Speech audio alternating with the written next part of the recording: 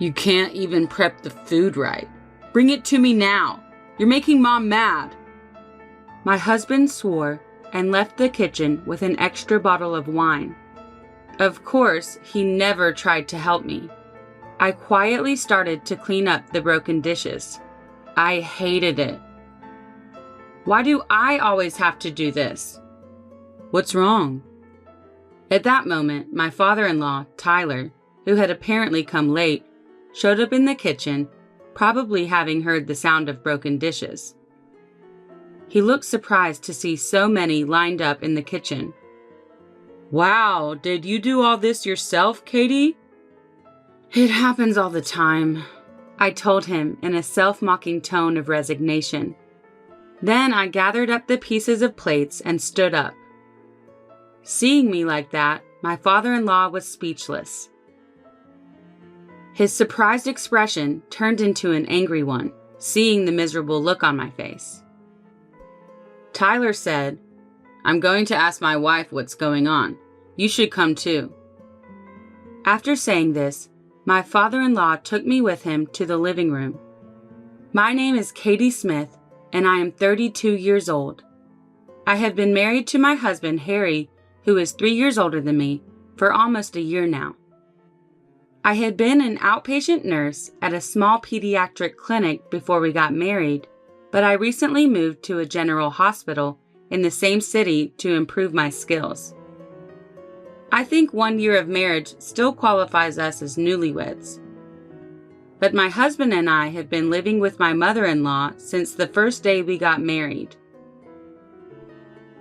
My husband wanted to move in with his mother because he was worried about her being left alone because his father was working out of town. At first, I thought it would be comforting.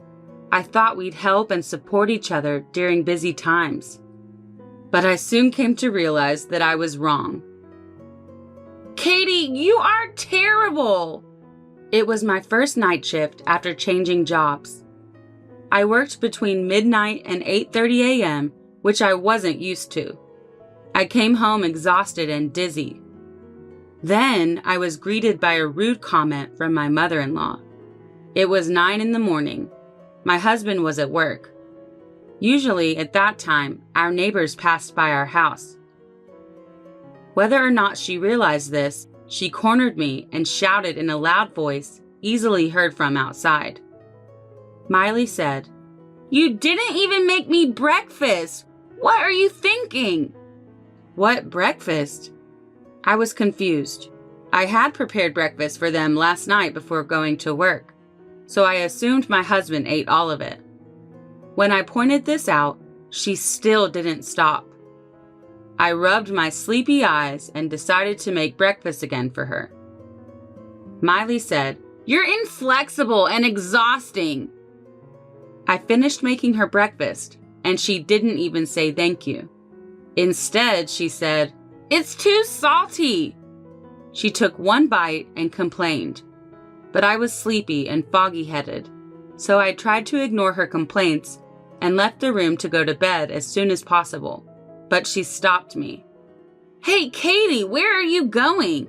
You still have dishes to clean up." "I'm sorry, Miley. I just finished my shift. Could you please wash them?" "Huh?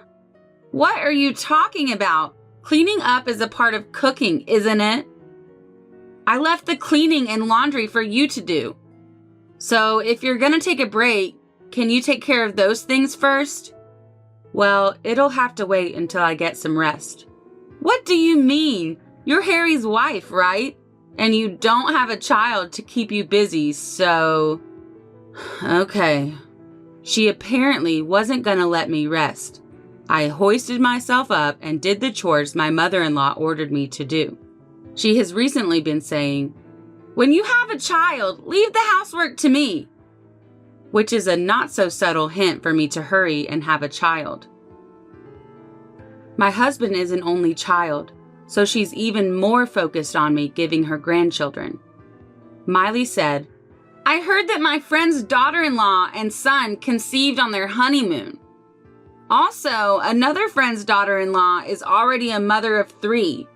I'm so jealous. I can't wait to meet my grandchildren. I actually do want to have a baby as soon as possible. At least I wouldn't have to worry about Miley hounding me. But I don't have a baby yet. This past year, I've been taking care of my body, taking supplements, and I even visited a shrine that is blessed with the power of fertility. I've tried everything, but I still can't get pregnant. When I finally finished my work, I turned to my mother-in-law to tell her that I was going to take a break. But before I could open my mouth, she smiled and said, "Thank you for your hard work, but it's almost lunchtime. Pasta is fine for me." I finally was able to go to bed at noon. "Hey, honey, about the fertility treatment.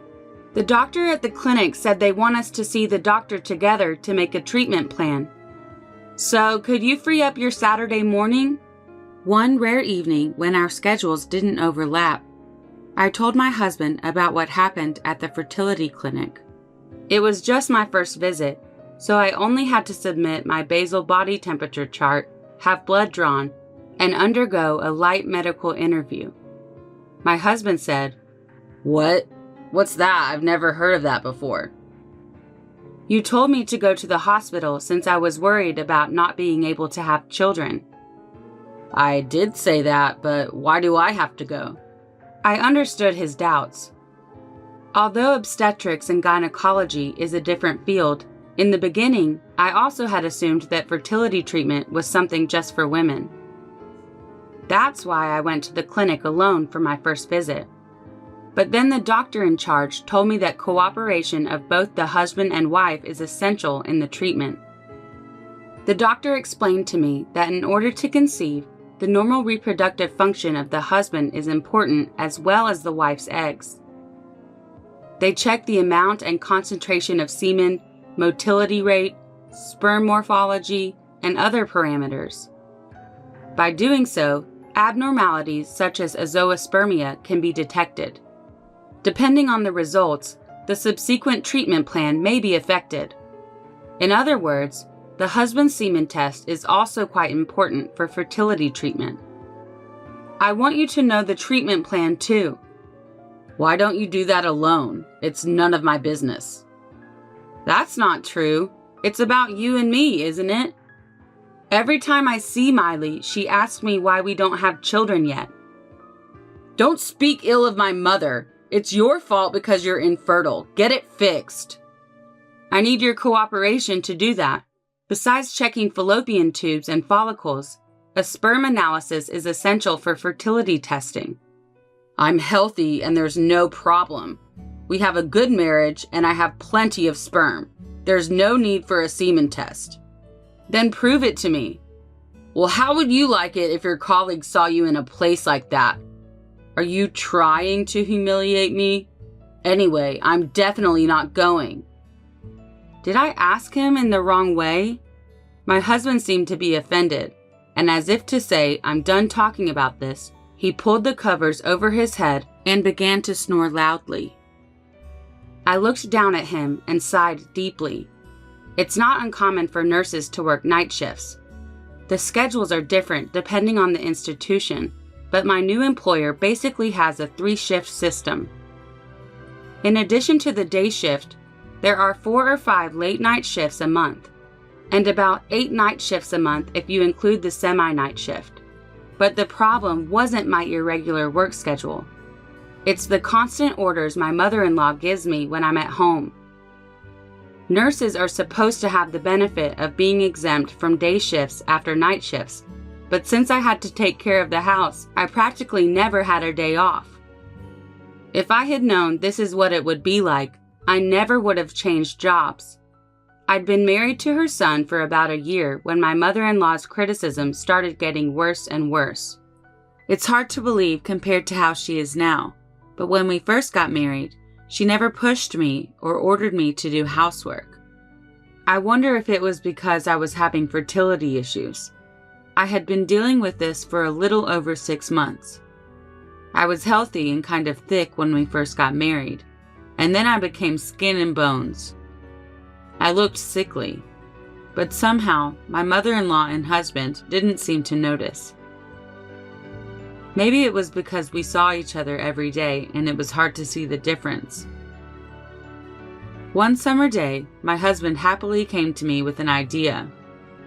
We are going to celebrate my mother's 60th birthday this coming Sunday. She is very excited about inviting a lot of friends, so I need you to take care of the preparations. He then gave me a piece of paper. It had a list of names and contact info for the guests, and a detailed menu all in Miley's handwriting. She wrote down the tableware and the brand of liquor she wanted. She even wrote the order she wanted the food to be served.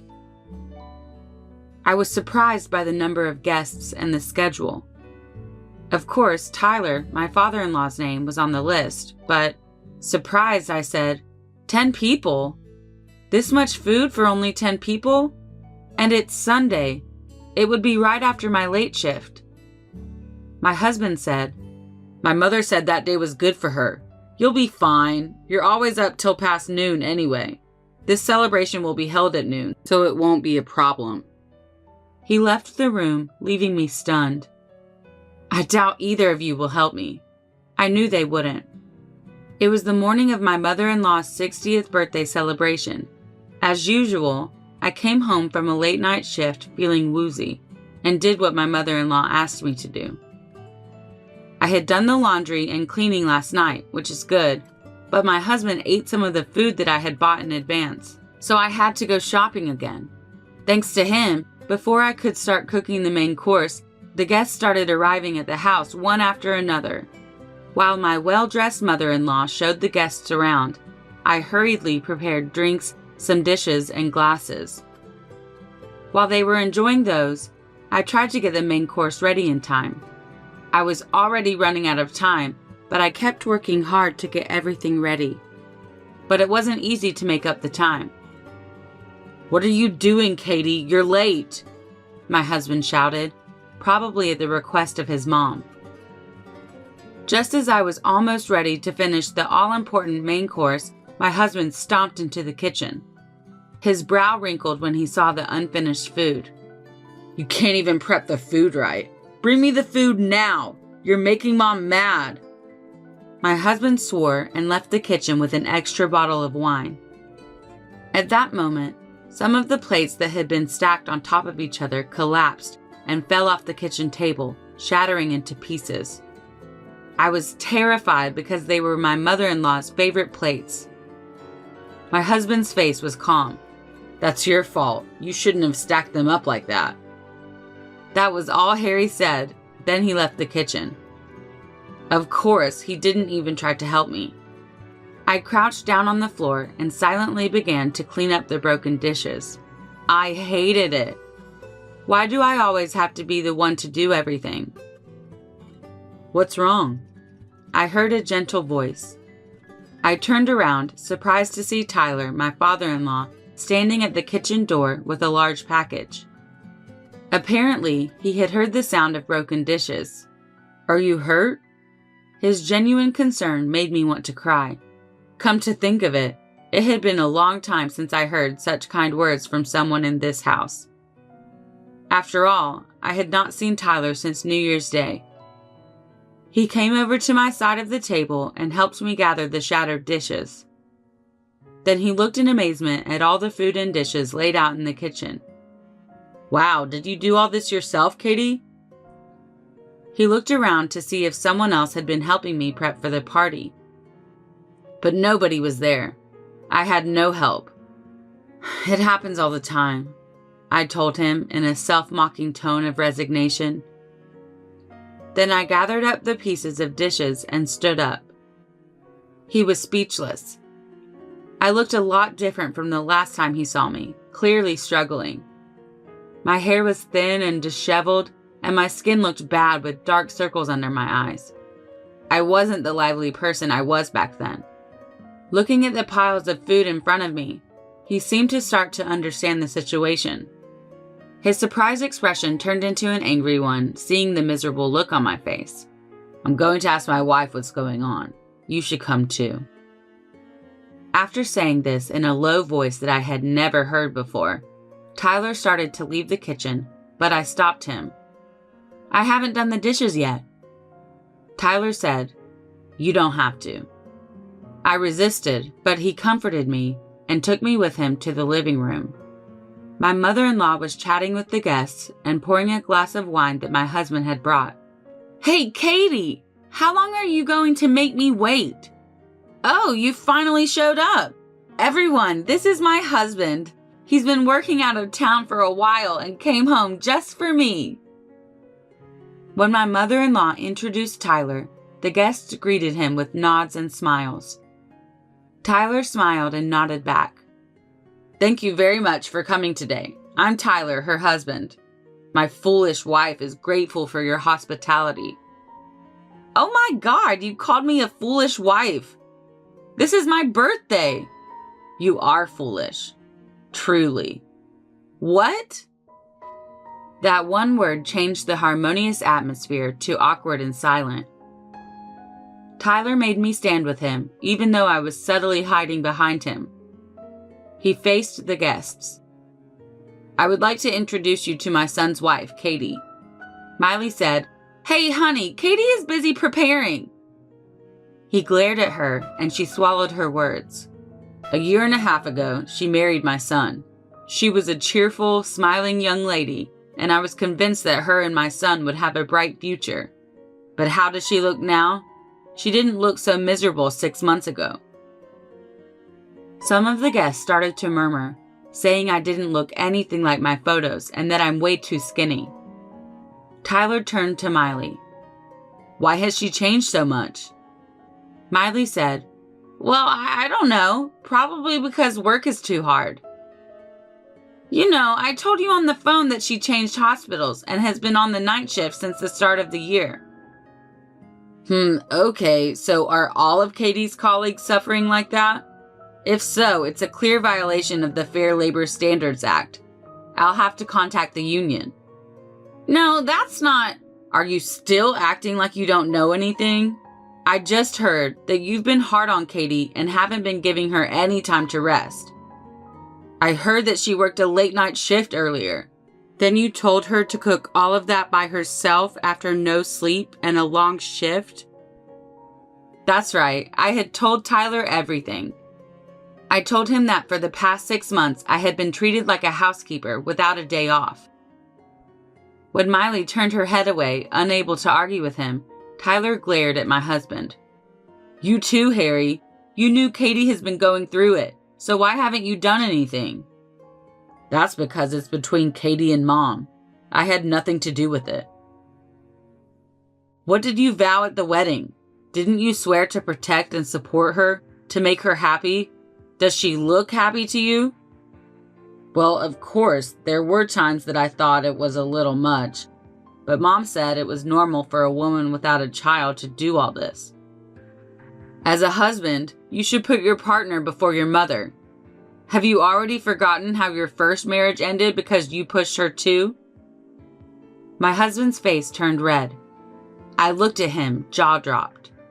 I already knew that my husband had gotten divorced before we got married, but I didn't know that his ex-wife had been treated badly like I was. It all came together in my head. "Let me tell you something. This is the kind of work she should be doing as a woman without kids. It's been a year and a half since they got married, and she still can't have a baby. She's an unfit wife. Even if she were infertile, you can't blame her for that. You're just taking it out on her." "What? How dare you? You've been gone for so long. What do you know about it? You have no idea. Everyone brags about their grandchildren, and I'm the only one who doesn't have any. I'm lonely. I want a grandchild as soon as possible." When Miley shouted this, she broke down in tears. I felt a little sorry for her, but it didn't take away from the fact that she had caused me so much mental and physical pain over the last 6 months, especially since she had treated Harry's ex-wife badly too. "I don't think you'll be getting any grandchildren for a long time," I told her firmly and held out a few pieces of paper that I had taken from my room. They were the results of the tests I took at the fertility clinic. Blood tests, AMH, uterine and fallopian tube drainage tests, anti-sperm antibody tests. Everything was fine. My body is normal. If the situation was the same with his ex-wife, can't you guess what's wrong? The problem is with Harry. Huh? You had a hunch, didn't you? That's why you didn't want to have the test done. And yet, instead of protecting me, you treated me like a housekeeper like your mother does. I did love you, so I thought I could keep the test results to myself. But you yelled at me again and wouldn't even help me. Also, apparently you did terrible things to your ex-wife too, so I just don't care anymore. Wait a minute. It's not true. I can't be infertile, right? Well, why don't you get a proper examination? But regardless of the results, it's not important to me anymore. With that last comment, I turned my back on my husband, who kept shouting excuses, and my sobbing mother-in-law, and I left the living room. Just before I closed the door, I heard the faint sound of the guests leaving. Later, my husband and I officially divorced through an attorney. My husband was very insistent, but thanks to Tyler's recording of our conversation that day, it was proven that I had been emotionally abused by him and Miley over a 6-month period. Plus, my husband had a sperm analysis and found out that he had azoospermia, and my mother-in-law was furious with him. After my husband and I successfully completed our divorce proceedings, my ex-parents-in-law decided to divorce too. Tyler said, I had hoped that Harry and Miley would change their minds due to his ex-wife's case, but it didn't happen. He said that was the reason. And Tyler began to apologize to me for not understanding the situation sooner, and for not urging Harry to take the semen test before we got married. According to a rumor, my ex-mother-in-law, who was kicked out of her house, is now living with Harry in public housing in the same city. And her former friends have cut her off. Plus, the rumor of the incident spread, and now my ex-husband is shamed at work. Tyler introduced me to a man, and after 6 months of dating, I remarried. My father-in-law finds him very reliable. He is Tyler's subordinate.